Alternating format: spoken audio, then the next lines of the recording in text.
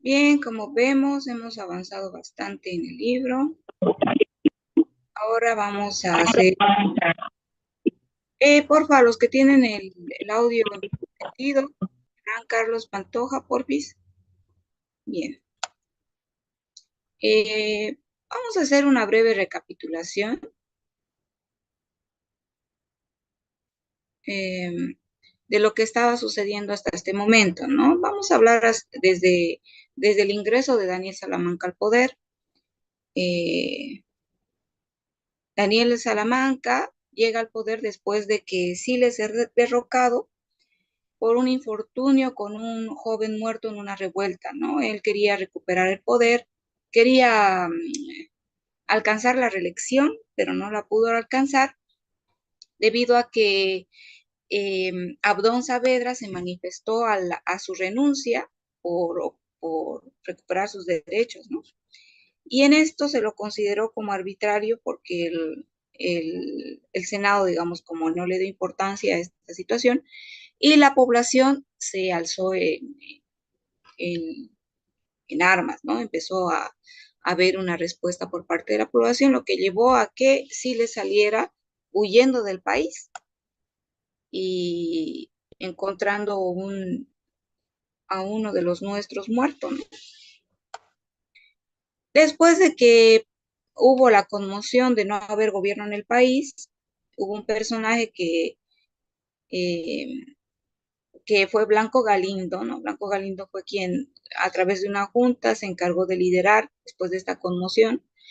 Y en 1931 se hicieron las elecciones, la Junta de Gobierno había realizado su plan, eh, incluso hubo un referéndum federal un referéndum para la obtención de un Estado federal, ¿verdad?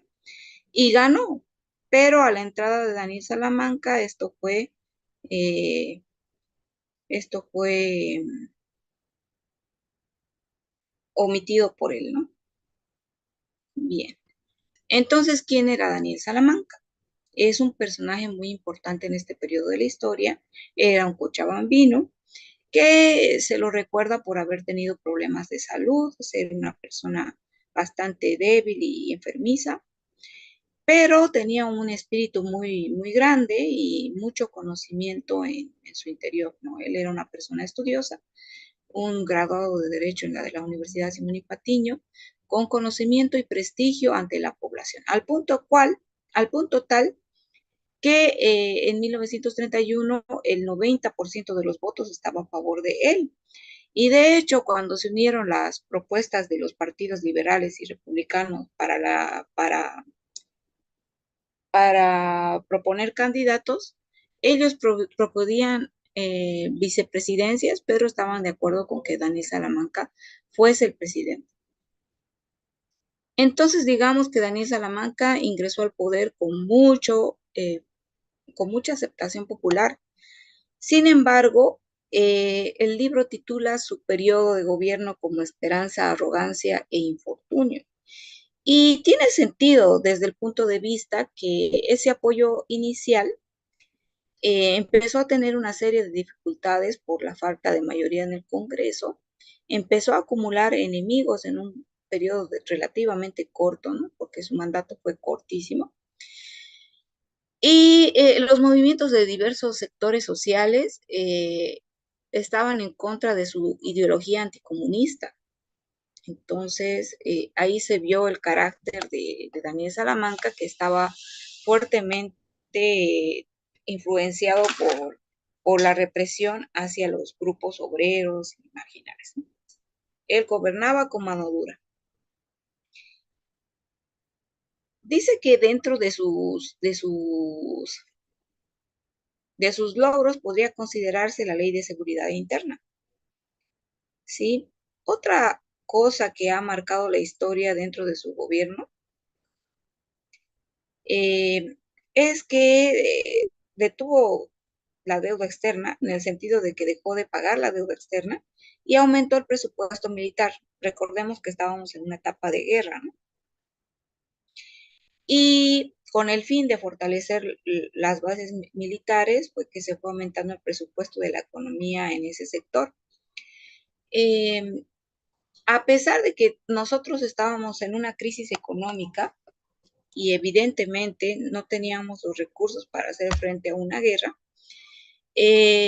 Salamanca consideraba que había que pesar fuerte en el Chaco, ¿no? Una idea que había tenido ya desde hace antes, donde él había anunciado que era necesario tener una presencia fuerte en ese sector porque no teníamos mucha representación ahí. Y tenía razón también en ese sentido. Bien, el fin de la presidencia de Salamanca fue abrupto y lo que sucedió es que la situación económica y la oposición pública no lo dejaron gobernar. Durante la guerra del Chaco con el Paraguay ocurrió un golpe de Estado en el que él fue derrocado. Pero a pesar de todo era considerado como un hombre símbolo, ¿no? Bien. Cuando hablamos de los protagonistas, hablamos de varios sectores de la sociedad boliviana que influenciaron significativamente con su progreso y su participación, ¿no? Aquí en el análisis de Noberto Novillo, tenemos que durante el año 1930, durante los años 1930, existía una dimensión de estratificación social que estaba basada en la riqueza, el prestigio y el poder, digamos, ¿no? De las dimensiones.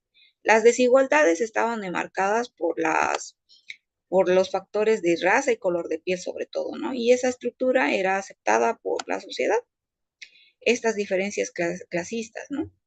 Aparte de eso, también, aparte del color de la piel, se consideraba también el poderío económico, el idioma, la riqueza, el trabajo, el lugar de residencia. Era un sistema que se manejaba con total aceptación o en todo caso resignación de los grupos oprimidos.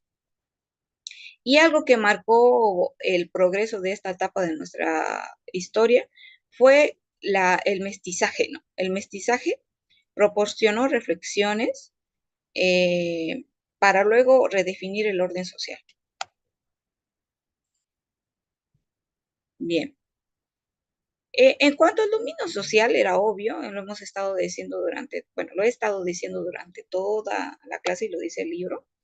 El dominio social era de una hegemonía dominante, ¿no? De un grupo dominante, que eran los llamados blancos o blanqueados.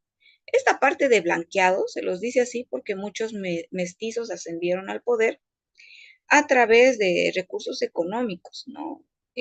Gracias a eso alcanzaron a estar en la élite. Un claro ejemplo de eso es Simón y Patiño.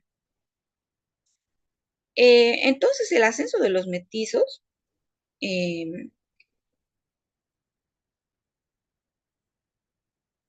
o sea, como dice René Mayorga, ¿no? Acá en esta parte, señala que la clase dominante veía al indio y al mestizo cholo como inapropiados para la democracia.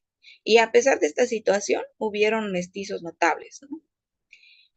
Dentro de las élites tenemos a empresarios mineros y terratenientes. Cuando hablamos de la etapa de latifundio en Bolivia, encontraremos nombres de bastantes terratenientes, ¿no? Durante los inicios del siglo XX, Bolivia experimentó el auge del estaño y de los ferrocarriles. Eh, en este sentido también aparecieron señores del estaño, de los minerales, que recordamos, que repetimos siempre, y también aparecieron nuevos actores socioeconómicos, que se denominó como la élite del proletariado. Bien, ocurrió un desgaste de las élites gobernantes que hasta este entonces estaban muy asociadas con la estirpe de las personas, ¿no? Su origen, etcétera. Y este desgaste del sistema se fue disminuyendo, cosa que a finales de los 20 eh, la clase gobernante estaba asociada a las élites y las logias masónicas, pero se la consideraba desgastada. Incluso, por ejemplo, el ministro de gobierno declara, ¿no? El liberalismo está podrido.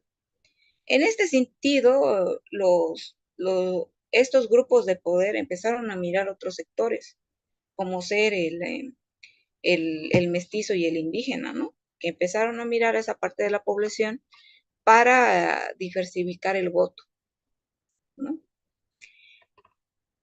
Hay un conflicto, dentro del desgaste del sistema de las pugnas, tenemos la figura de Simón y Patiño como alguien sumamente poderoso, ¿no? Este mestizo, eh, considerado incluso cholo, llegó a tener muchos privilegios por su poderío económico, al punto de que en un acontecimiento que es conocido como la multa del alcohol, donde Tejada Sorzano le dio una multa por el contrabando de alcohol a Simón y Patiño, y este luego fue removido de su cargo, ¿no? Este caso es el contrabando de alcohol, que ya les había mencionado, que ocurrió durante el año de 1920. Y bueno, esas pugnas se intensificaron porque hubieron quienes estaban en contra de Simón y Patiño, ¿no? Los llamados antipatiñistas. Dentro de la consolidación de empresarios mineros, durante 1920 a 1930, el primer gobierno republicano, donde, o sea, cuando los precios del estaño subieron, benefició a los empresarios más conocidos, los señores del mineral, que sería Simón y Patiño, Carlos Víctor Guaramayo y Mauricio Coche. También hubo un grupo denominado La Rosca, que era un grupo de personas preparadas, abogados, banqueros, políticos, comerciantes, ¿no? Que eran de origen mestizo. Dentro de estas figuras destacadas en estos años tenemos al presidente Bautista Saavedra, que llegó al poder y fue denominado como el Cholo Saavedra, Franz Tamayo, Simón y Patiño. Bueno, de esto podemos destacar la participación de Simón y Patiño, no solo por la forma en la que llegó a manejar sus intereses económicos, que lo hizo muy bien, llegó a tener mucho dinero, incluso llegó a estar dentro de las élites a nivel mundial. Sin embargo, muchos de sus ingresos no favorecieron a nuestro país porque el dinero se encontraba en otros sectores, ¿no? O sea, sacaba el mineral, como ya sabemos, y los ingresos estaban en las sedes de otros países. Eh, a pesar de esto, ¿no? Se recalca el poder que tenía Simón y Patiño.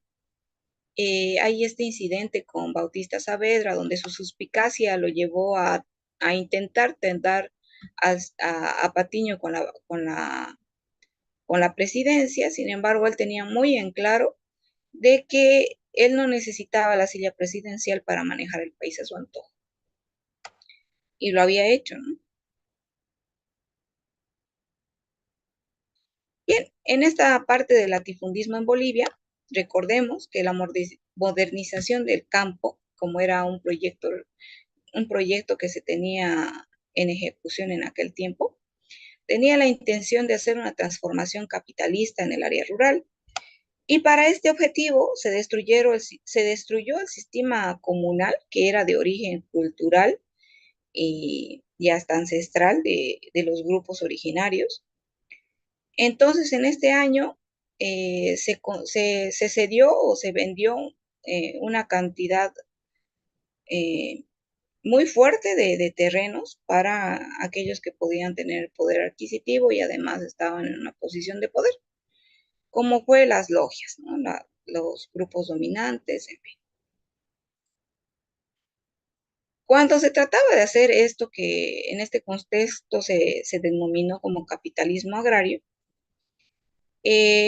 empezaron a surgir una serie de problemas para los sectores más oprimidos del país, como ser el caso de los colonos, quienes subían una incontable cantidad de abusos y condiciones inhumanas, ¿no? Había sobreprotección, sobreexplotación, humillación. En algunas partes del libro también nos menciona cómo ellos, aparte, ¿no? De lo que hacían, de lo que trabajaban las tierras de los patrones, aparte de eso también tenían que estar involucrados en las tareas domésticas del hogar y en su tiempo libre subsistir con su trabajo, ¿no? Entonces, era muy triste la condición de la población en este tiempo.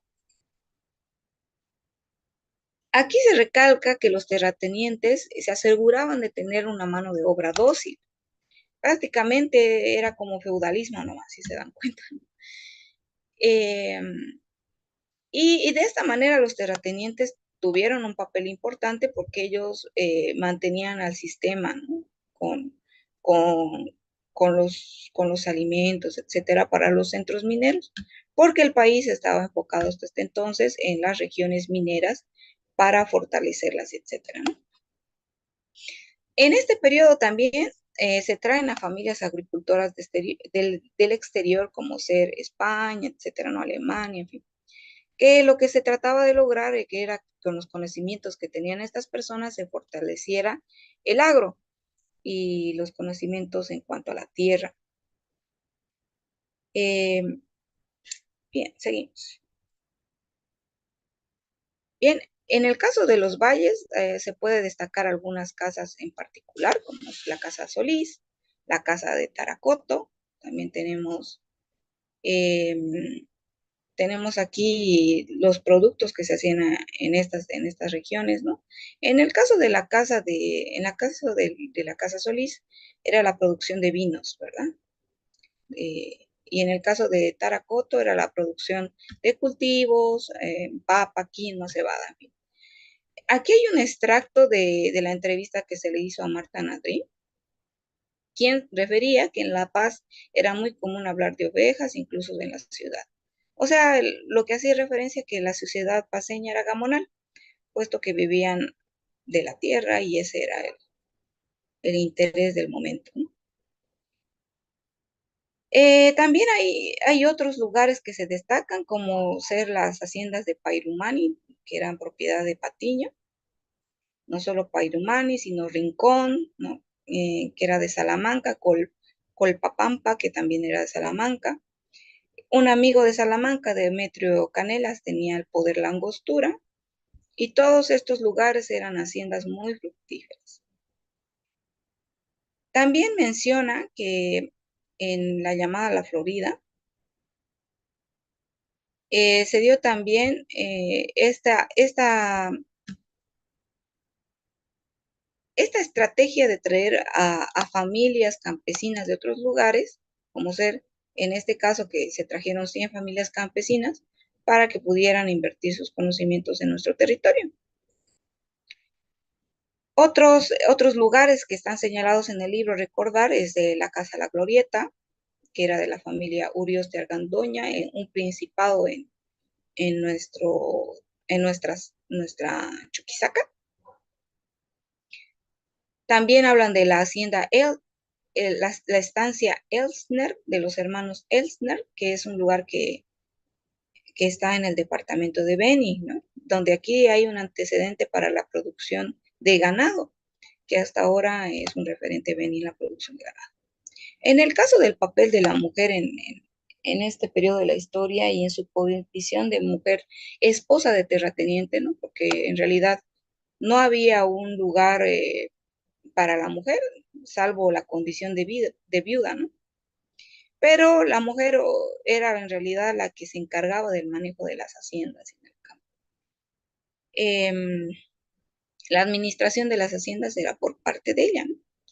También hay una mención en el caso del Oriente, cómo se dio este sistema de traer extranjeros de otras partes del mundo para fortalecer el agro, que en el lado de Santa Cruz se hizo de forma diferente, ¿no? Muchas familias que huyeron de, de otras partes del mundo llegaron a Santa Cruz y fueron muy bien referidas, muy bien recibidas, ¿no?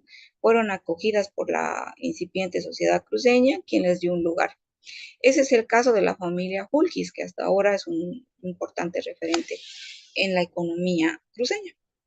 Bien, voy a dejar de compartir esta parte y voy a sacar otra diapositiva porque ya estaba muy pesadito.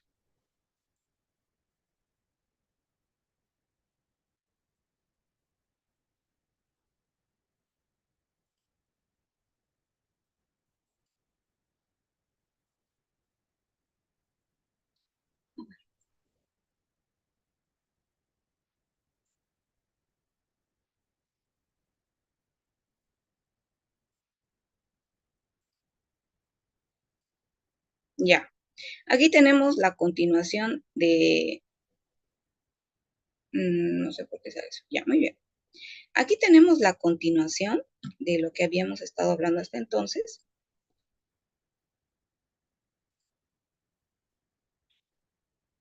Tenemos la emergencia de la clase obrera eh, boliviana, de los mineros, los fabriles y los artesanos, ¿no? Eh, ¿Cómo fueron surgiendo los ferroviarios, mineros y obreros urbanos? Se puede observar que en la década de 1920 la industria introdujo a fabriles en el proletariado. Esto debido a que hubieron cambios importantes en la economía y al darse el proceso de modernización, muchos sectores de la industria fueron relegados, entonces tuvieron que realizar otro tipo de actividades, como ser el caso de los fabriles. Los primeros en organizarse fueron los gráficos, esto en 1922. En 1931 lo hicieron los telegrafistas. Y aquí tenemos un resumen de las federaciones que se crearon en esta época de la historia. La Federación Obrera de La Paz, la Federación Obrera Internacional, la Federación Obrera Sindical, la Federación Obrera Femenina, la Federación Obrera de Trabajo. Estas federaciones, con su sindicalismo, lograron presionar al gobierno para alcanzar luego sus derechos. ¿No? Al comulgar todo este grupo de personas en la sociedad, empezaron a gestar sus propias ideas y también plantear sus propios objetivos y sus propias necesidades. Dentro de estas ideas, la temática que prevalecía era la idea de los obreros al poder. Empezaron a adquirir conciencia de clase y a radicalizarse. Esta, esta idea de los obreros al poder incluso contemplaba la idea de generar una dictadura del proletariado, ¿no? Los activistas de izquierda, además, en esta época, aquí estaban muy fuertemente influenciados por la ideología izquierdista. Se dirigieron a buscar a sectores sensibles y permeables en su condición de clase. Y entre ello, ¿no? La conformación de mineros y universitarios, como por ejemplo, ¿no? Como habíamos visto, una gran población era marginada en esta época de la historia, y esto sirvió para que se fortaleciera este sector y este tipo de ideología. Aquí está la llamada dictadura del proletariado. Veamos algunos personajes que incidieron en esta idea. Entre ellos tenemos al famoso Tristán Maró, Gustavo Navarro, que fue la figura de la izquierda en esta época. En la implementación de la modernización de los campos, surgieron nuevos actores sociopolíticos conscientes del rol que jugaban. De esta forma, se empezó a formar la conciencia de clase. La conciencia de clase basada desde de los criterios marxistas, ¿no? que, que se entienden como conciencia de clase. En 1930, en la ciudad de Oruro, se realizó un Congreso Nacional de Trabajadores. En este congreso fue donde se manejaron estas ideas que les estoy mencionando, ¿no? Luego tenemos, eh, bueno, aquí creo que lo borré sin querer, pero acá estoy hablando del complejo de Uncía, ¿ya? Contaba con 10.000 habitantes, pero no tenían condiciones de seguridad industrial. Aquí lo voy a añadir, ya me voy a acordar. Pucha, me olvidé ponerle ahí que era el complejo de Uncía. Un segundito, se está apagando mi compu, la conecto y seguimos.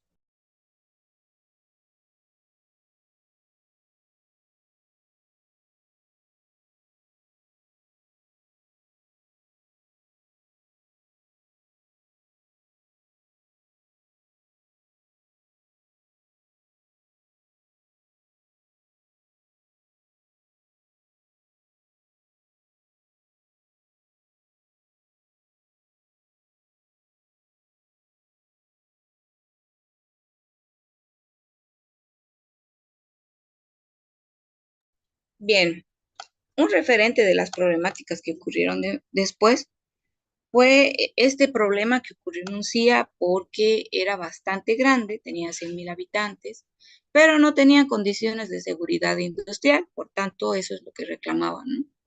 Las condiciones laborales, visto que las personas que trabajaban en este lugar tenían una esperanza de vida de 35 años, imagínense.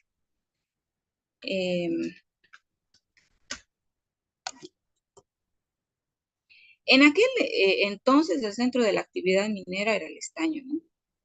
Y este complejo, el 1 de mayo de 1923, vivió eh, una revuelta, ¿no? Donde la Federación Obrera Central de Uncía, encabezada por Guillermo Gamarra y Ernesto Fernández, iniciaron una serie de manifestaciones, ¿no?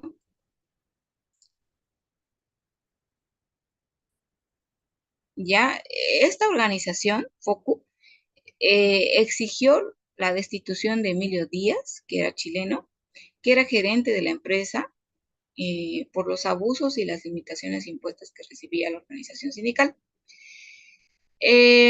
A todos estos reclamos bien justificados por la situación que se estaba viviendo, el gobierno respondió, pero de una mala manera, ¿no? Lo que ocurrió que hizo fue aprender a los trabajadores y la población, evidentemente, al ver la injusticia, se levantó. Exigieron la libertad de los dirigentes y, sin embargo, el mayor Ayoroa ordenó el disparar a la muchedumbre. De esto resultó 9 trabajadores muertos y 5 heridos. Esta se conoce como la masacre de Uncía, es bastante famoso por eso. Y esta sería una de las motivaciones para luego darse las sublevaciones, ¿no? Cada vez más radicales.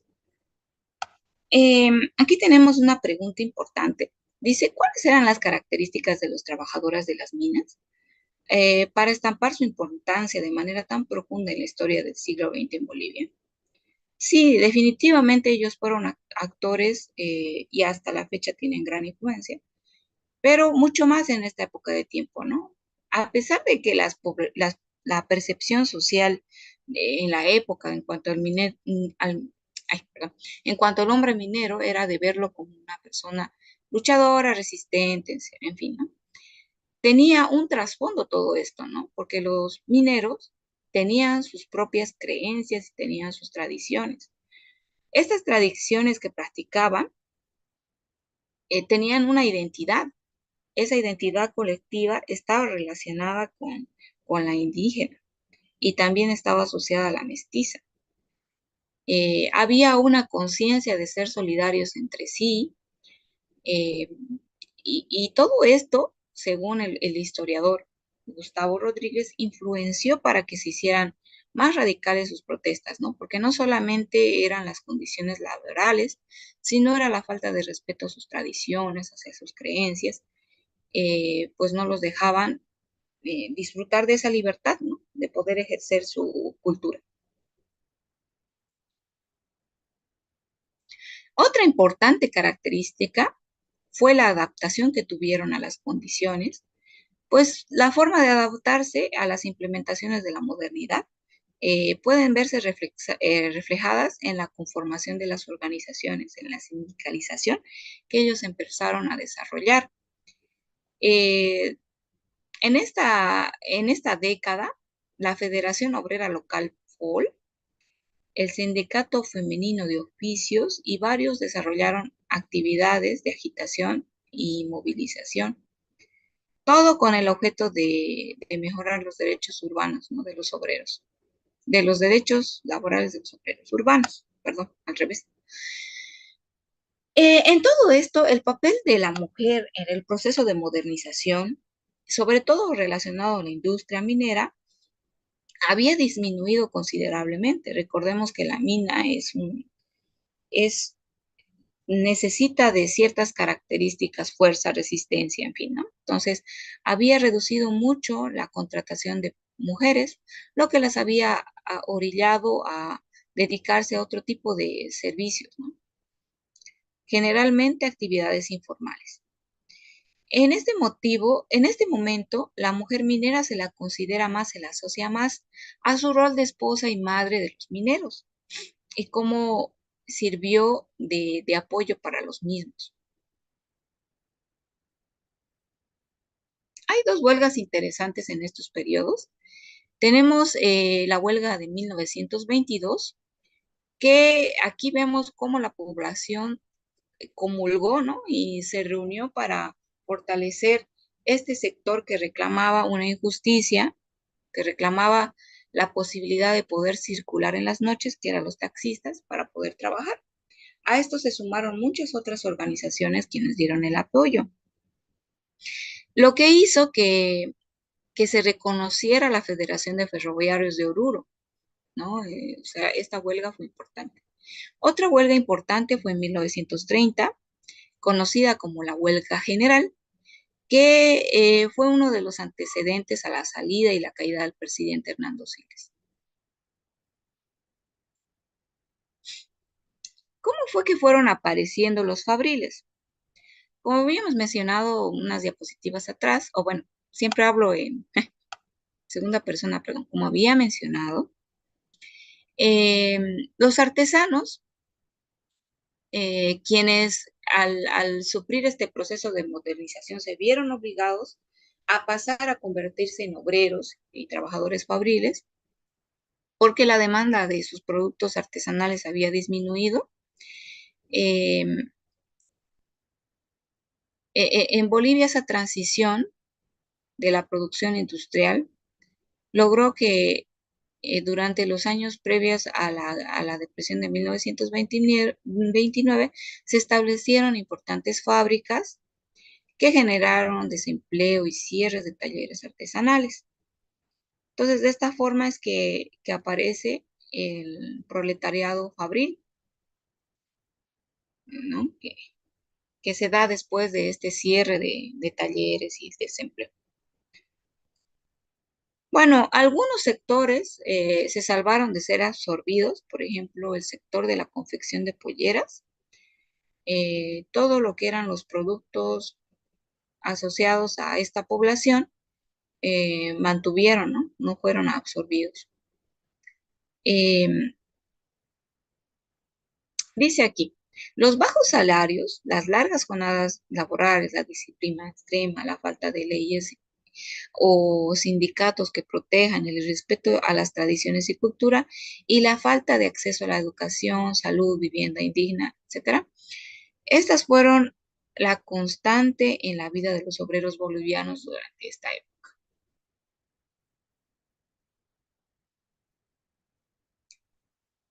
Los conflictos sociales y las organizaciones sindicales que se desarrollaron durante el año 1932 lo podemos ver en este resumen realizado en fechas. Son los más importantes conflictos sociales que hubieron y lo tenemos así. En 1920 ocurrieron protestas miteras en Catavi, en el gobierno de Bautista Savera. En 1921 ocurrió el primer Congreso Nacional de Trabajadores, que fue en el gobierno de Bautista Savera. En 1922, la creación del periódico La Calle. En 1923, la masacre de Uncía. En 1924, la organización del Sindicato Central de Albañiles y Constructores. En 1925, las disputas que hubieron con la FOL y la FOD.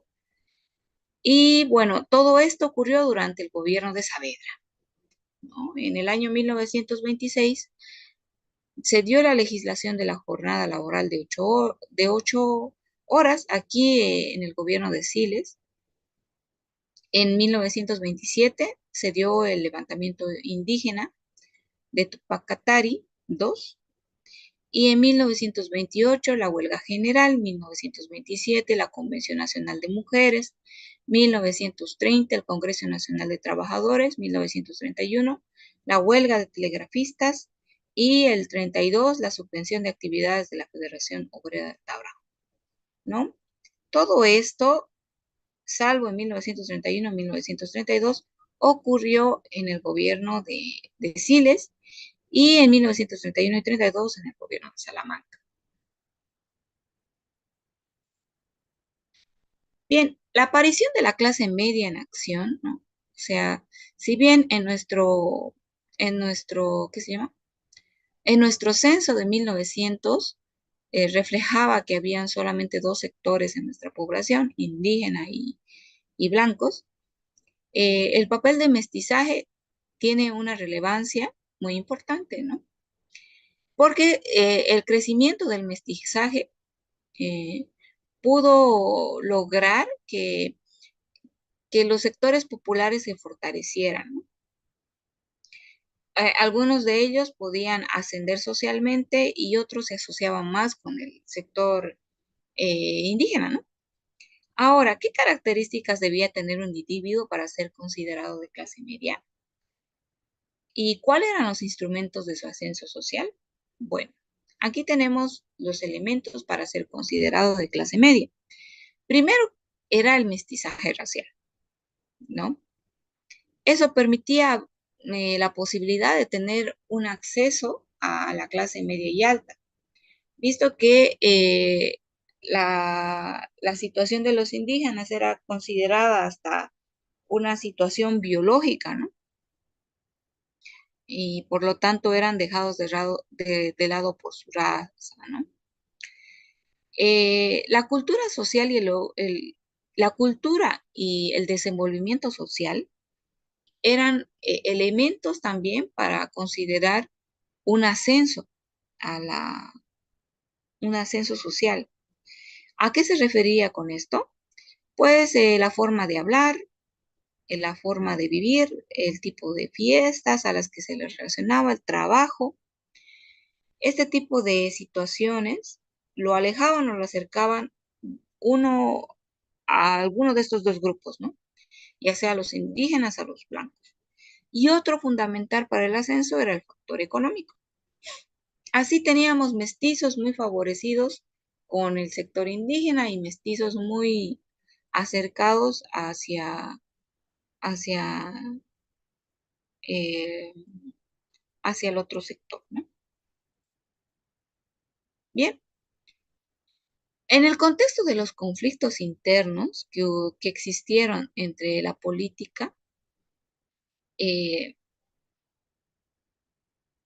estos fueron lo que permitió que las autoridades y los partidos políticos en sí tuvieran más atención con nuevos miembros, donde miraban a esta parte de la población que era una forma de legitimarse, ¿no? Aquí se introdujeron un montón de políticas de izquierda y estaba basado generalmente en la capacidad de los profesionales de, de generar nuevos líderes. Todo esto en relación a la integración, que era el tema que se trabajaba en este entonces, ¿no? La integración. El gobierno de Siles fomentó la participación de estas nuevas generaciones. Se crearon instituciones culturales y educativas que también sirvieron de ascenso social. La cultura, como vemos, la educación, servía como un elemento para ascender socialmente. En el caso de los indígenas en Oriente y Occidente, eh, aquí hay algunos datos muy relevantes para tocar este tema. Por ejemplo, en el censo de 1900 teníamos una población, según los datos referenciados del libro, de 1.766.451 habitantes, de los cuales se consideraba que 3 de cada 4 habitantes eran indígenas, lo que tenía una suma de 1.100.000 personas aproximadamente. Dice que estos indígenas, además, por la carente integración, no estaban sometidos a las leyes de la República, ¿no? Alrededor de 91.000 de ellos no estaban sometidos a las leyes, ¿no? Y estas personas generalmente estaban viviendo en tierras bajas. ¿A qué nos referimos? A etnias, ¿no? A etnias que se distribuían en el oriente boliviano. El 51% de la población era indígena, el 27% era mestiza y solo el 13% era blanca. En esta época existían 76 etnias y el departamento que tenía la mayor población indígena era Santa Cruz, digo La Paz. Ya, algo importante aquí con este antecedente, que son nuestra composición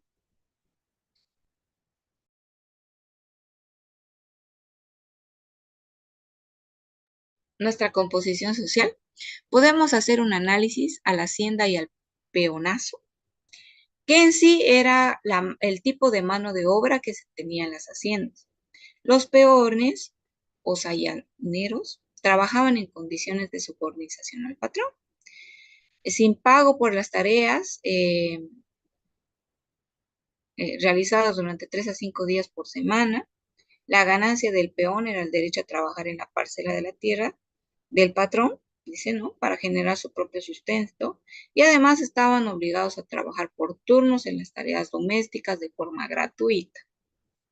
Durante las primeras décadas del siglo XX, tenemos que la actitud del pueblo indígena generaba una resistencia a la amenaza del avasallamiento de sus tierras comunales por este movimiento de modernización hacia el campo, ¿no?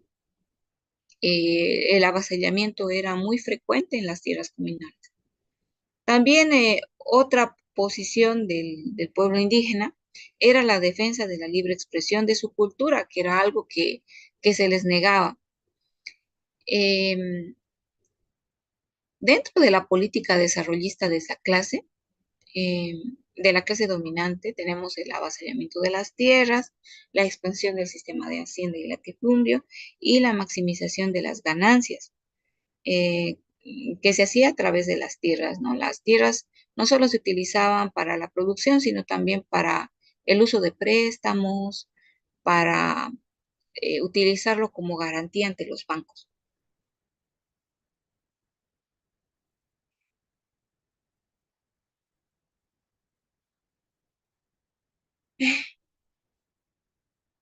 Bien, esto generó varias ideas, como lo hemos llamado, el llamado indigenismo, estar a favor de esta población que era marginal en este entonces.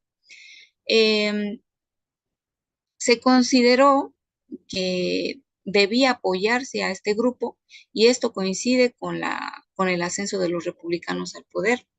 Mejoraron sus condiciones, emergieron artistas e intelectuales que reflejaban esta realidad que estaba viviendo Bolivia y permitió a los republicanos generar un discurso seductor, como habíamos dicho antes, para poder tener como apoyo a esta población.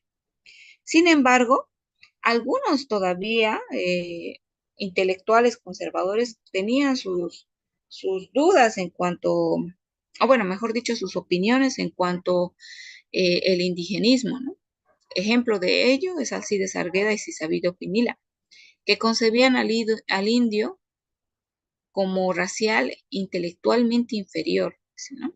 Por esta razón se pensaba que se aspiraba al progreso y a la civilización occidental, considerando que las migraciones de otras partes del mundo, o sea, preferentemente de Europa, podrían llevarnos al progreso y no así el enfocarnos en el pueblo indígena. Lo que es muy curioso porque recuerden que el pueblo indígena, con su propia cultura, su propia idiosincrasia, su propio idioma, estaba muy desconectada del gobierno en ese entonces. Y evidentemente una persona que no entiende un idioma va a tener problemas de interacción, ¿verdad? Aparte de que la educación estaba limitada a un grupo privilegiado y veremos cómo se va gestando el desarrollo de la cultura hacia el indígena. De los que estaban conscientes en que era importante hacer una defensa a este grupo y su participación política era importante para nuestro país, era Franz Tamayo, ¿no? Quien era uno de los defensores y consideraba que la raza de los mestizos y criollos era importante para nuestra nación. También se consideraba que tendría que rescatarse el tipo de instituciones prehispánicas, ¿no? O sea, que eran parte de la cultura andina, como ser el concepto del ayllu, ¿no? Los valores socioculturales y espirituales que son necesarios, que también fueron retomados por el gobierno de Evo Morales. Hemos visto los valores ancestrales y cosmovisión que tenían las culturas prehispánicas. Eh, Se defendía la enseñanza única y gratuita y obligatoria, pero claro, en este periodo de nuestra época todavía no se llegó a afectar.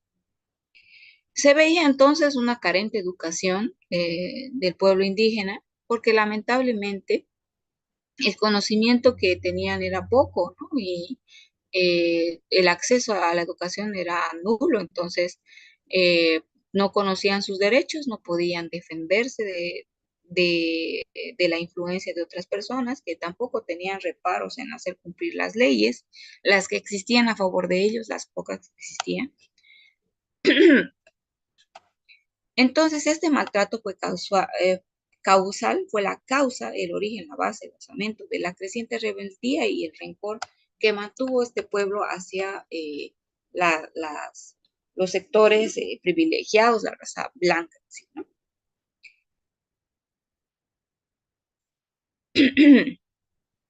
Existieron instituciones que trataron o sea, de hacer algo con esta carente desigualdad que se veía, con esta evidente desigualdad, perdón. Una de ellas fue la Iglesia Católica. Entre los años 1921 y 1923 se creó el Centro Católico de Educación de Aborígenes Bartolomé de las Casas, en cuyo proyecto se tenía contemplado la educación como la Sociedad Republicana del Collasuyo y la Normal de Guarizata. Eh, Estaban dirigidas por Leandro Nina Quispe y Abeliño Siñani, respectivamente. En 1925, el obispo de la Paz, Monseñor Seifert, que era de origen alemán, inició la llamada cruzada a... ¿Sí?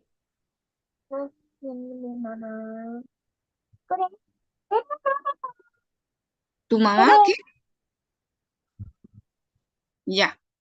Porfis, quienes están con su micrófono encendido,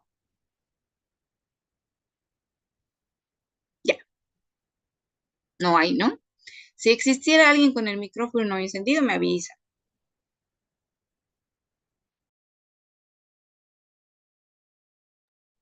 Bien, Monseñor Seifert, en esta cruzada de la que estamos hablando,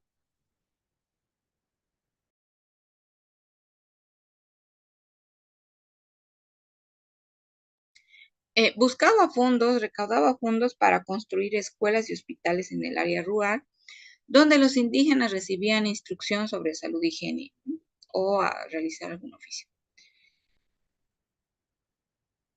Esto fue apoyada por algunos sectores, sin embargo, existían corrientes ideológicas antirreligiosas eh, que estaban influenciadas por la juventud socialista que rechazaron las iniciativas de este padre, ¿no? Quienes consideraban que el indio no debía ser patrimonio de ningún credo religioso y que los extranjeros no debían inmiscuirse en problemas bolivianos, por ejemplo.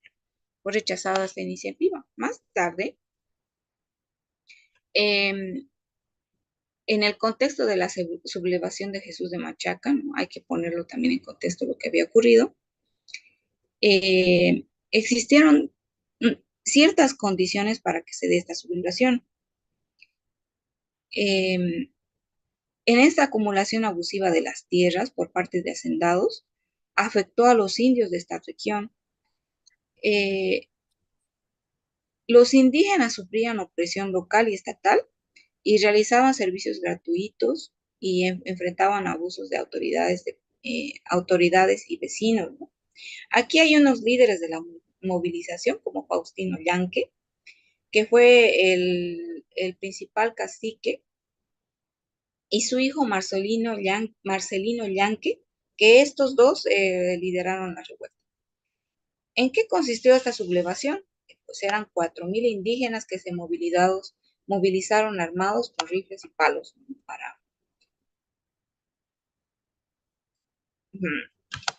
para, para enfrentarse hacia el ejército que estaba liderado por el coronel Ledesma, quien los reprimió violentamente. Hubo muertes de hombres y mujeres y niños, y los líderes indígenas fueron condenados a muerte.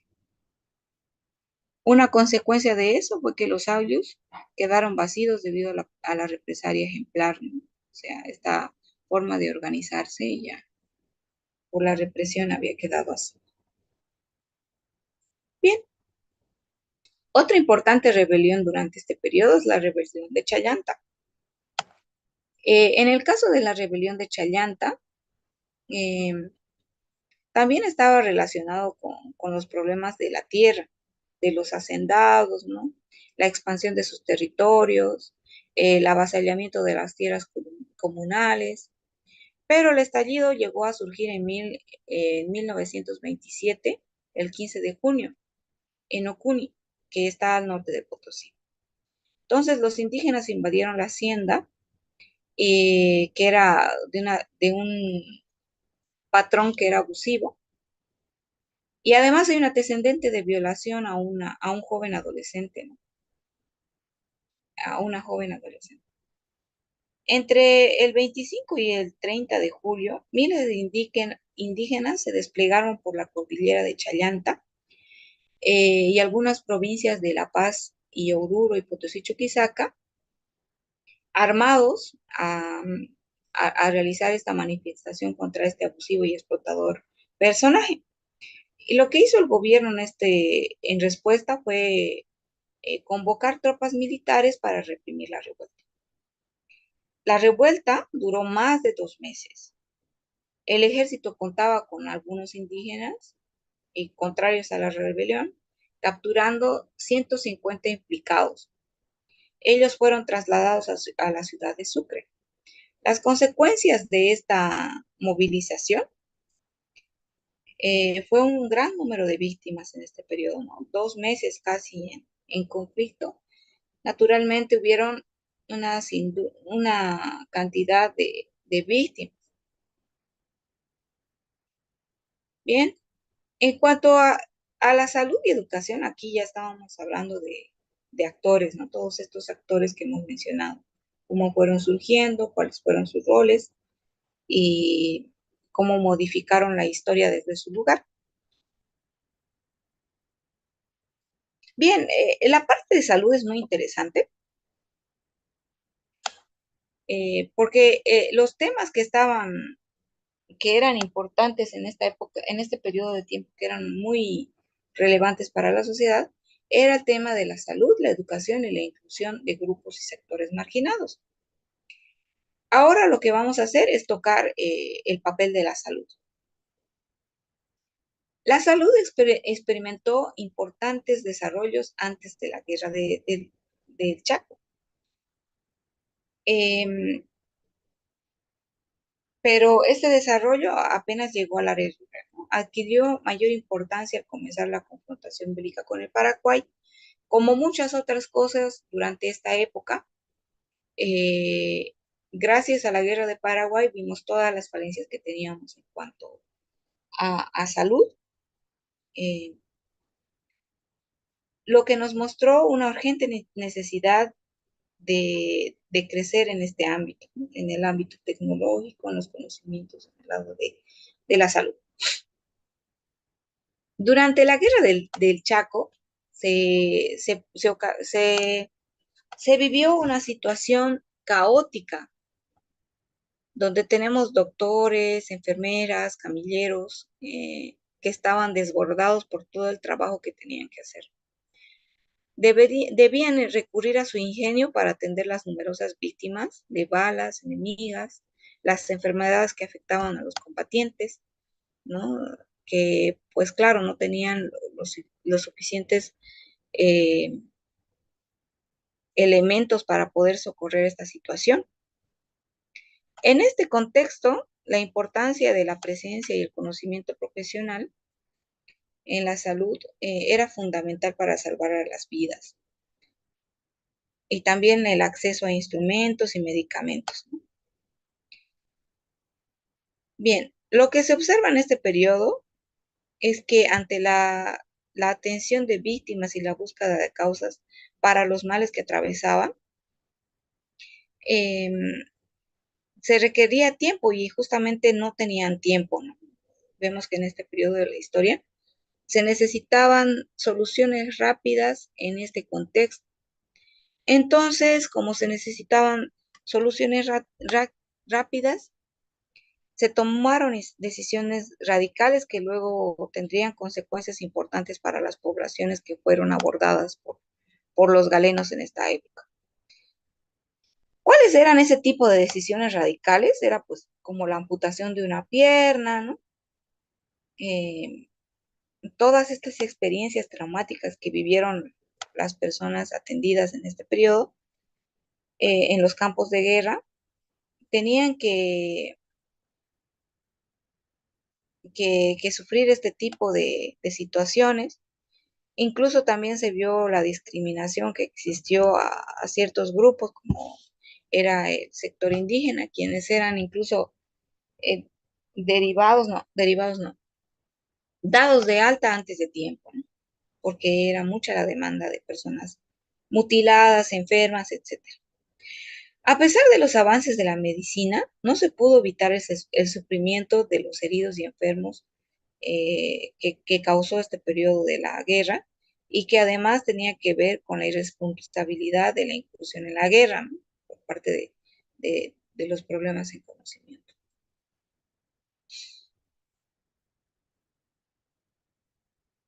Bien, dentro de las guerras, eh,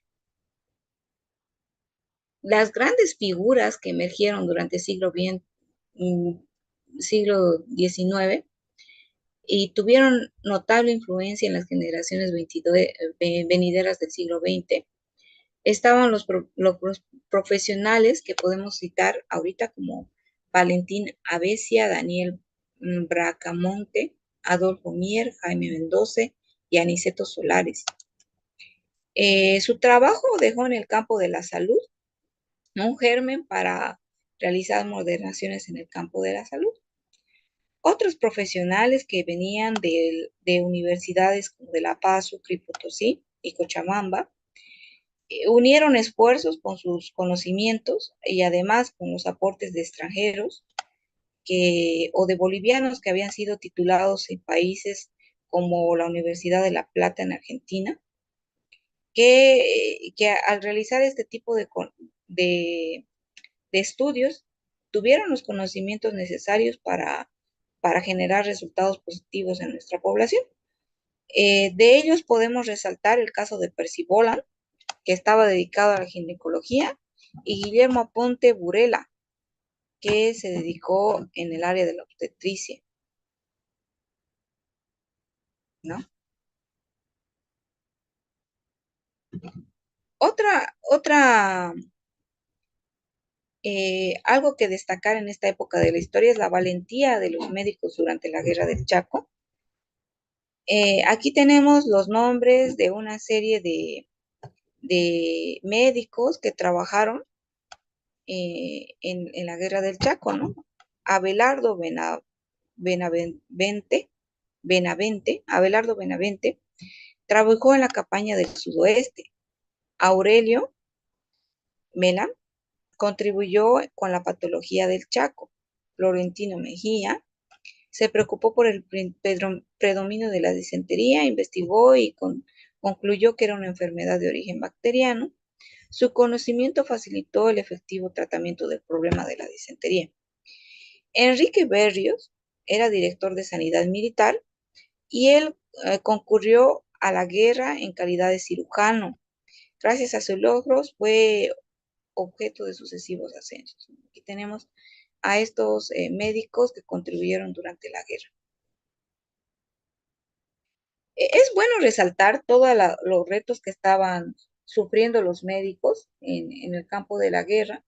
Las condiciones eran muy precarias y también los riesgos a la salud de los mismos médicos eran importantes, ¿no? Las mujeres que aportaron en este sector de la medicina, ya sea con conocimientos o con recursos, están remarcados en este pequeño recuadro, ¿no? Podemos ver que Marta Mendoza, que era una maestra y periodista, denunció la discriminación que sufrían los indígenas y los soldados rasos. Recordemos que los indígenas no eran bien recibidos por los galenos, ¿no? Hasta discriminación había en ese entonces para eso. E incluso algunos de ellos, como había mencionado, eran dados de alta sin haber sido jurados. Y esto generó problemáticas sociales, ¿no? En el caso de Rosa Agramont de Cusicanqui, ella donó un extenso terreno en la avenida Arce, cuyo terreno cumplió la función de hospital y estaba enfocado en el área broncopulmonar, que acogió a una serie de enfermos de tuberculosis. La tuberculosis es una enfermedad que va a tener importantes repercusiones por un largo periodo de nuestra historia y hablaremos más adelante de ello. Otro aporte de las mujeres fue el papel de las enfermeras, pues ellas en la guerra del Chaco no solamente servían como personal de salud, sino que además eran el aliento psicológico que necesitaban los soldados, los animaban, los contenían, les ayudaban a luchar por sus vidas. Entonces, ellas generaron un recuerdo imperecedero en las memorias de los excombatientes de la guerra del Chaco. Y su gratitud, ¿no? La evolución de la medicina está marcado por el descubrimiento de la penicilina que se dio en 1929 por Alexander Fleming. El uso en Bolivia fue hasta 1945, ¿no? Hay una nota en la que se conoce que José Antonio Arce fue el primer tratado por este medicamento y salvado de la muerte por estos antibióticos que fueron traídos por la Embajada de Estados Unidos. Durante la década de 1940 y 1950, la salud en Bolivia evolucionó. Esto debido a la dedicación de destacados catedráticos que formaron una nueva generación, ¿no? Y que hicieron también de la práctica médica una nueva, una renovada producción, una renovada aplicación, ¿no? Los cambios notables incluyeron un mayor énfasis en la asepsia, ¿no? En la creación de bancos de sangre, en la realización de cirugías mayores, beneficiando principalmente a sectores privilegiados, ¿no? Pero además de privilegiar a estos sectores, había una razón para privilegiar a estos sectores.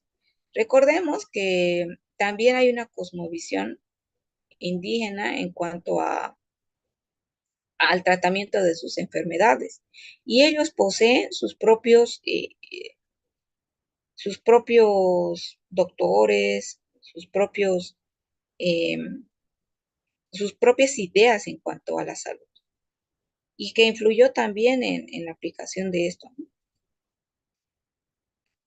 Dentro de las personalidades que encontramos en la medicina, tenemos la participación de cirujanos eh, que, que fueron innovadores, por ejemplo, Claudio Sanginés, Elías Zagárnaga, Enrique Sainlop, Félix Bentenillas, Natario Aramayo, Juan Manuel Balcázar, Enrique Berrios, eh, y también llegaron a Bolivia médicos que emigraron de otros países por razones profesionales, religiosas o de seguridad. Uno de ellos es el doctor Bohem y el doctor Beck, que ingresaron a trabajar a una nueva clínica americana, ¿no? Estas son las personalidades dentro de la medicina. En 1925, en torno a la salud, en el gobierno de Bautista Saavedra se creó la Caja de Jubilación y Ahorro, la Cadeja, que este fue el antecedente del Hospital Obrero, que se repartiría luego también por las ciudades de Bolivia. En Cantabi, en el caso de en Catavi, se contaba con una planta de médicos especializados y un hospital modelo para la atención de todas las minas circundantes. En la ciudad de Cochabamba estaba el Hospital Pediátrico Albina Patiño. En Cachuela Esperanza, en Beni, estaba la casa del señor Guillermo Aponte. Este doctor atendía a niños, ¿no? Los pacientes también llegaban de otras partes, como Brasil. Dentro de los usos y costumbres en torno a la salud, tiene que destacarse que la mayoría del pueblo confiaba más en el yatiri o el curandero, ¿no? O sea, una razón por la que un pequeño grupo fuese privilegiado con la salud también tenía que ver con eso, ¿no? Que la cosmovisión y los usos y costumbres estaban en torno al yatiri, que era un personaje importante para el cuidado del cuerpo y también el espíritu. Los tratamientos de los médicos y yatiris reservaban llevar al enfermo a un lugar con condiciones climatológicas especiales y darle reposo, exposición al aire libre y además aplicarle medidas higiénicas, dietéticas y sesiones de balneoterapia. ¿Esto por qué? Porque a este entonces no había mucho por hacer en cuanto a algunas enfermedades. Entonces lo que hacían era esperar a ver si triunfaba la enfermedad o triunfaba la salud de la persona. Dentro de esta realidad de la salud, se pueden evidenciar 4 enfermedades que aquejaron a nuestra población fuertemente: la tuberculosis, la poliomielitis, la viruela y la disentería. Estas enfermedades hasta la fecha tienen que ver con las principales causas de muerte en niños, ¿no? Todas las que son las infecciones respiratorias y las infecciones estomacales, ¿no? Que al final, bueno, la poliomielitis y la viruela está relativamente controlada, pero estas otras dos siguen siendo importantes causas de muerte en nuestro país, lamentablemente. Mm, ya, listo. Eh, Hay una nota dentro del libro que nos habla de cómo las novelas de Remanque y Teman influyeron en, en ciertas acciones, ¿no? Por ejemplo, el doctor Juan Manuel Balcázar indicó que los sanatorios para tratar la enfermedad a las que no se encontraba un tratamiento no debían estar ni en La Paz ni en ninguna otra ciudad, sino en Uyuni, ¿no? Lo que hacían con las enfermedades que no podían tratar eran aislarlos muy lejos. Así se crearon los sanatorios que estaban alejados de la sociedad. El papel de la tuberculosis y su propagación tiene que ver mucho con la discriminación. Pues en 1920 se estigmatizaba la condición de la tuberculosis, no solo al enfermo, sino a toda su familia, ¿no? Se tenía la idea de que una persona con tuberculosis podría descender de otra persona con tuberculosis. Así se genera esta frase: un tísico desciende de otro tísico. En esta época la tuberculosis también era conocida como la tisis, ¿no? De esta forma, el enfermo ocultaba el diagnóstico a sus allegados, incluso los galenos, de forma condescendiente, en el certificado de defunción no ponían que había muerto de tuberculosis. Y hoy en día sabemos que la tuberculosis es una enfermedad profundamente contagiosa y es peligrosa para la salud, sobre todo si hay riesgos en alimentación, ¿no? En el sistema debilitado, es de un sistema inmunitario debilitado, ¿no? Bueno, de esta forma se fue propagando la tuberculosis. Incluso algunos sectores de la población creían que los bacilos de Koch, que son los causantes de la enfermedad, procedían de Chile, ¿no? O sea, había ideas bastante irracionales en torno a la tuberculosis, pero estas no fueron las únicas ideas irracionales. Tenemos otras que estaban relacionadas a la romantización de la belleza física, ¿no? ¿Cómo se romantizaba la tuberculosis? Pues bueno, un referente en este aspecto es la obra de La Dama de las Camelias de Alejandro Dumas, donde se presagió el nacimiento de una Margarita Gautier en cada una de las quinceañeras saludables. O sea, ¿a qué se refería esto? Que muchas adolescentes tratarían de encarnar el papel de la patética heroína. ¿Qué hacían estas niñas? Se ponían secante de tinta, tomaban vinagre, para que de esta forma adquirieran la palidez y los ojos brillantes, los pómulos sobresalientes de su faz, para verse lánguidas, ¿no? Como si fuese una belleza física. Recordemos que esto también en otras épocas de la historia, en otros contextos, también se había romantizado la belleza de las personas enfermas con tuberculosis. Bueno, no estuvimos lejos de ello, también aquí se vivió un fenómeno similar. Podemos rescatar otras enfermedades importantes como la poliomielitis, que fue conocido como parálisis infantil, que afecta al sistema nervioso, ¿no? En Bolivia, antes de la vacuna, los pacientes que sufrían esta enfermedad padecían terribles consecuencias. La epidemia causada por el virus del polio comenzó a controlarse después de que Jonas Salk descubriera la vacuna en 1949, imagínense, ¿no? Mientras tanto era un riesgo terrible. Por otro lado, el caso de la viruela también tenía sus repercusiones. Algunas veces podía generar a una persona y dejarla hasta ciega, ¿no? Y su paso por la salud de las personas dejaba un, una marca que luego sería reconocida por la sociedad como una persona fiera, ¿no? Ya que la estética de las personas se veía afectada por el paso de la viruela en sus vidas.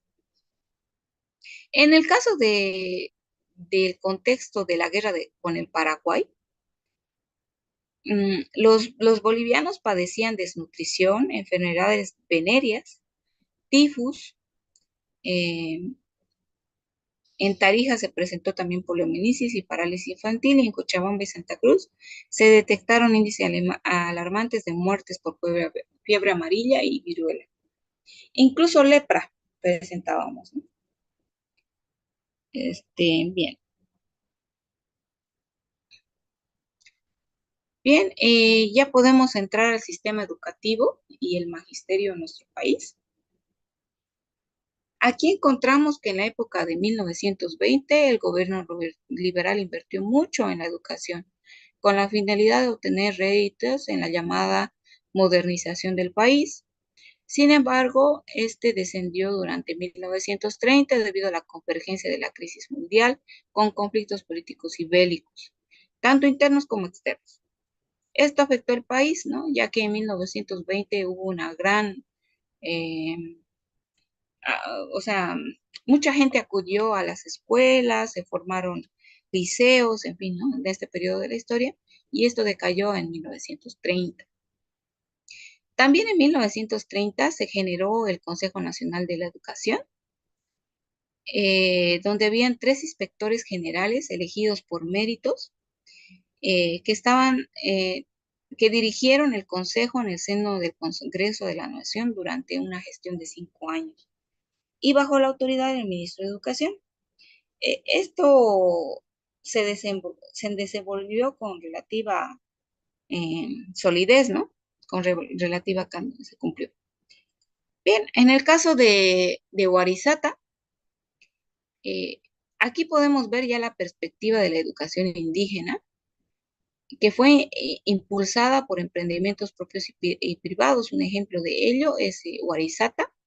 En agosto de 1931 emergió un trascendental experimento inclusivo para los indígenas, en el que se esperaba que tendría éxito, pero no se logró logros significativos. ¿Por qué? El creador de este proyecto fue un prestigioso pedagogo, el maestro Lizardo Pérez, discípulo del famoso pedagogo pedagogo belga, George Ruma. Eh, También tuvo colaboración de Abeliño Siñani.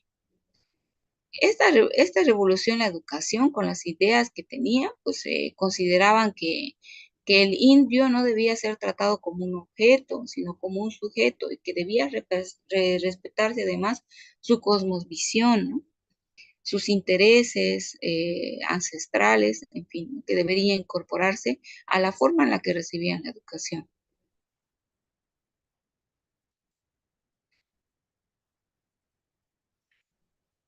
Aquí podemos ver también las perspectivas de la educación indígena que se tenía hasta este entonces. Tenemos importantes representantes como fue Roberto Choque, Lizardo Pérez y Tristan Maró. Aquí, en esta etapa de nuestra historia, 1941, Elizardo Pérez afirmaba en una disertación en la Universidad Mayor de San Andrés que la solución al problema de la educación indígena requería una educación rural, específicamente la escuela y el AILU, ¿no? Un tipo de educación especial y específica para los indígenas. En el caso de Roberto Choque, consideraba que la educación indígena, eh, o sea, estaba asociada a una ciudadanía, o sea, se trataba de integrarlo o más bien colonizarlos, esa era la duda, ¿no? La educación indígena, ¿para qué era? ¿Para colonizar o para educar o para insertar, ¿no? Para unificar. En el indio había sido formado en una cultura agrícola, estaba beneficiada de cierta forma, o sea, se daba un beneficio al Estado Mayor. Cuando el indio se convertía en un obrero urbano, desde la opinión de Roberto Choque, este perdía identidad. Entonces, ¿no? La educación tenía esa controversia para Roberto Choque. En el caso de Tristan Maró, que era otro representante del indigenismo, él criticaba a los hacendados y la actitud paternalista que estos tenían, pues se ofrecía a civilizar a los indígenas a cambio de apoyo político, ¿no? Y esta especie de trueque de poder era algo que Teresa Maroff reclamaba. Y Choque sobre esto, ¿no? Decía que la necesidad indígena en realidad era la independencia económica y romper con la subordinación del patrón. Antes de acceder a la educación, debía liberarse al indígena, ¿no? Desde la perspectiva de Roberto Choque. Bien, para esta noche vamos a entrar a lo que es la guerra de Chaco. Hemos, hemos concluido con esta parte de la, del avance, ¿no? Si alguien tuviera algo que decir, algo que preguntar, es el momento.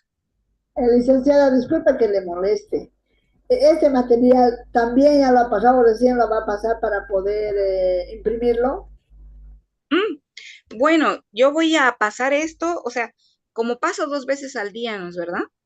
Ujú. Voy a pasar mis diapositivas a finalizar el día. O sea, La noche. pasada la noche, ajá, yo lo vuelvo a pasar a ustedes. ¿Está bien? Está bien, lo anterior ya lo ha pasado, ¿no? Ya está en el grupo, sí, ya lo pasé. Ya, gracias, licenciada. Muy bien, Marta. ¿Alguna otra pregunta o comentario Licenciada, también? buenas Sí, tardes, licenciada. buenas tardes.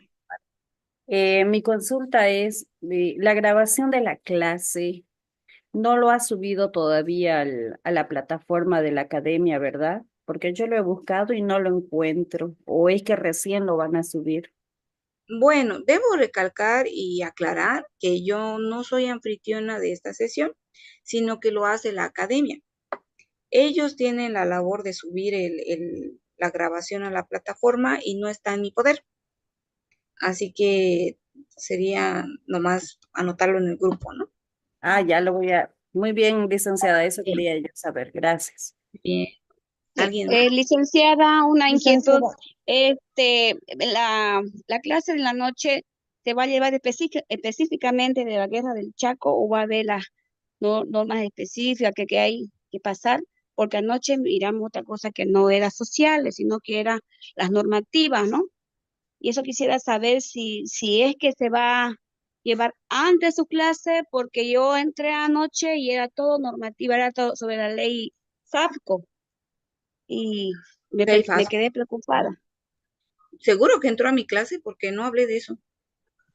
No, está equivocada, Licen, eso era para inicial. Nosotros ayer estábamos con social. Sí, ha habido un error porque no hablé de eso, juro. Ya, Yo entonces para el se avance, equivocaron. puede ser que sí. Para el avance del día de ayer y el día de hoy, me estoy remitiendo exclusivamente al material que se les ha dado a ustedes para dar el examen. Estoy siguiendo la continuidad de ese libro y estoy basándome exclusivamente en los aportes de ese libro, con algunos comentarios míos que doy en la exposición. Sin embargo, en las diapositivas ustedes van a encontrar absolutamente los aportes del libro, que es lo que ustedes necesitan para dar su examen, ¿verdad? Listen, una consultita y un favor al mismo tiempo. Quizás todos van a coincidir conmigo. ¿Será que podríamos pedirle que estas clases, la de la noche específicamente, sea un poco más temprano para que podamos entrar a la de las 8 donde nos dan normativa general o específica? ¿No podría usted el horario más antesito? Si no se puede, no hay problema, ¿no? Pero si se podría, aunque sea una hora más antes, nos gustaría a todos, yo sé que todos van a coincidir conmigo de que si es posible sea a las 7, ¿no? ¿A qué hora es de Si es ustedes? que normativa general, los otros talleres nos dan desde las 8 hasta las 10 y como entramos con usted a las 8, o sea, no podemos entrar a los otros talleres, por eso de mi persona me gustaría, por parte de todos, yo sé que igual les gustaría poder participar de los otros talleres, si es que pudiese Ah, usted hacer más temprano su horario. lamentablemente, yo podría incluso más tarde, pero, pero a ver, lamentablemente no puedo modificar esa parte del horario. Eh, es licenciada, el una horario que consultita quiero ¿sí? hacer. Lo que la Perfecto. maestra está pidiendo, todos esos ya van a ser un mes y medio que se han dado. Y ahora estamos en el grupo de sociales que solamente evidentemente está hablando de nuestra área. Y no es un y no es, yo creo que es un poco complejo querer entrar a un taller y a otro taller porque el tiempo no nos da. Y lo que nosotros damos, por lo menos a mi criterio, lo que yo estoy queriendo hacer es tratar de empaparme más en sociales, ya conociendo un poco de los otros talleres, como dice la maestra, y estar sumergida en esto, porque para nosotros es bien complejo. Ahora la maestra seguramente no ha tenido el tiempo necesario hace un mes que se ha dado esos talleres, porque es recurrente esos talleres, se está dando cada vez. Seguramente ya tendrá que ver otra editorial tal vez que pueda ayudarle, pues, ¿no? Bueno, Ya, lo no se preocupe. Está bien, dicen, no hay problema, no se preocupe. siento. Gracias. Si podría, lo haría, lo juro. ¿Algo más? Sí, Licenciada, Lice, una preguntita, por ejemplo, como está empezando con este libro, son 3 de nuestra especialidad, termina con este, luego continúa con el siguiente y así sucesivamente hasta terminar, ¿cierto? Sí, Ah, ya, ok, esa era mi duda, gracias. muy gracias, bien. ¿está bien? Sí, buena la idea. ¿Cómo? Buena la idea, dijo. Está muy Ah, bien lo que le consultó la maestra y la verdad que, como de nuevo le digo, como estamos en nuestra área, nuestra inquietud de cada una de nosotras debe querer ser terminar de leer los 3 libros, pues no, por lo menos tener una claro, copia sí. de 3 libros, ¿no? Eso es lo importante. Gracias, Y licenciada. conocerlo de tapa a tapa. Sí, no. Muy bien. ¿Ya? Bueno, licenciada, por mi parte, perdón, buenas tardes antes. Buenas tardes, Yo Raúl. la mínima posibilidad de adelantar por lo menos media hora estaría muy adecuado. ¿Por qué le digo? Poquito hay que ser empáticos. Sí hay colegas que recién tal vez por la información o por las redes sociales se han enterado de emprender, ¿no? Y de su plataforma. En ese sentido, bueno, se están poniendo al día y se están preparando con todo para el examen de ascenso. En ese sentido, nos ayudaría harto porque sí, es verdad que paralelamente se está llevando a cabo normativa general y específica, el cual yo recomiendo harto a los colegas porque nos ha ayudado harto para repasar al momento de hacer, aplicarnos ¿qué se llama esto? Las evaluaciones que se hace en vivo y en directo, también nos ayuda harto para reforzar. Y con eso vamos a llegar bien a la evaluación, vamos a tener mayor posibilidad para aprobar, ¿ya? Entonces, Ustedes están de vacaciones, ¿no, Raúl? sí, licenciada, estamos de vacación, solamente que paralelamente se está llevando a cabo normativa general y específica. Esa es la dificultad por la noche en este caso. Claro, o sea, lo que yo, bueno, pregunto para ver si yo puedo cambiar el horario, pero en la mañana, ¿no? Para hacerlo tempranito en la mañana antes de que yo me vaya a mi otro trabajo. Sí, Entonces, sería magnífico hacerlo en la mañana. Uno en la mañana y otro en la tarde, porque en la noche, a partir de las 8, ya la verdad que es muy, muy difícil. Sería Sería maravilloso, ¿verdad? brillante en la mañana y en ¿tienen la algo tarde. a las 7? ¿De 7 a 8:30 tienen algo? Está bien, sería buen horario de la licenciada. ¿Sí? Por favor, si puede hacerlo en la Ya, mañana y en la tarde. voy a Apoyo, ver apoyo. si puedo Un poco más modificar. temprano, profes, Apoyo igual. También 6:30. Pongan dedito ahí para ver que tengo un consenso de la población. O a las 6 de la mañana. Que hay voto, que hay mayoría, que hay quórum. A ver, Lice, pongan. en la mañana, 7, en por la mañana y favor, en a la las tarde. 7. Por En la eso, mañana tampoco no podemos, colegas, algunos tenemos que hacer es con los niños, ¿no? Hacer el desayuno, hacer desayunar. Por favor, no hablemos por todos. Pero sin embargo apoyo la noción de 7, pero 6 no me parece. no, 7, yo tampoco puedo a las 6, no sé. licenciada, yo le voy a pedir, yo opino algo. No estoy de acuerdo ni estoy en desacuerdo con el profesor. ¿Sabe qué pasa? Que lamentablemente yo pienso, colegas, que la licenciada Tatiana le han dado un horario específico a ella. Y puede ser que en las diferentes áreas hayan tomado los horarios de 7 a 8, yo qué sé, y entonces no sé si ella podrá. Nosotros podemos decirle a ella, pero posiblemente no se pueda. Ahora es más, aparece una maestra que dice no puedo en la mañana, entonces ¿cuándo?